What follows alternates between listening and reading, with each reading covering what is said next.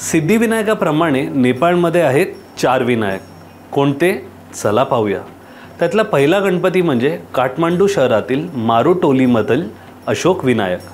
मंगळवारी आणि इथे होणाऱ्या इंद्रजत्रा यासारख्या विशेष प्रसंगी मूर्तीला चांदी आणि इतर धातूंनी बनवलेल्या धातूंच्या आवरणाने सजवलं जातं आणि बाप्पाची मनोभाव सेवा केली जाते. इथला दुसरा गणपती म्हणजे सूर्यविनायक. 1500 वर्षांपासून आपलं अस्तित्व टिकवून असलेल्या नेपाळच्या मध्यभागी टेकडीवर बसलेले हे मंदिर. आकाराने हे मंदिर लहान जरी असलं तरी आपल्या सौंदर्यपूर्ण देखाव्यासाठी प्रसिद्ध आहे. तसेच इथल्या स्थानिकांच्या आस्थेचं केंद्रही आहे. तिसरा गणपती म्हणजे रक्तविनायक. नाव जरी थोडं वेगळं असलं तरी हा गणपती आरोग्यदायी मानला जातो. इथल्या स्थानिकांची मान्यता आहे की हा गणपती आजार आणि जखमा बऱ्या करतो.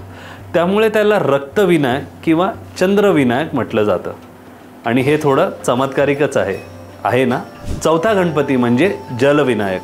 अशी मान्यता आहे की इसवी सन 723 मधला मल्ल राजा शिवसिंग मल्ल यांनी या मंदिराची स्थापना केली होती. या मंदिराचं वैशिष्ट्य म्हणजे मंदिराची दगडी मूर्ती ही स्वयंप्रकट मानलेली जाते. लोकांची श्रद्धा आहे की या मंदिरात पूजा केल्याने संपत्ती मिळते आणि अडथळे दूरही होतात. हे आहेत नेपाळमधले 4 प्रसिद्ध विनायक. आणखीन कोणते प्रसिद्ध गणपती तुम्हाला माहिती आहेत का जे भारताच्या बाहेर आहेत? कमेंट करून नक्की सांगा. गणपती बाप्पा मोरया.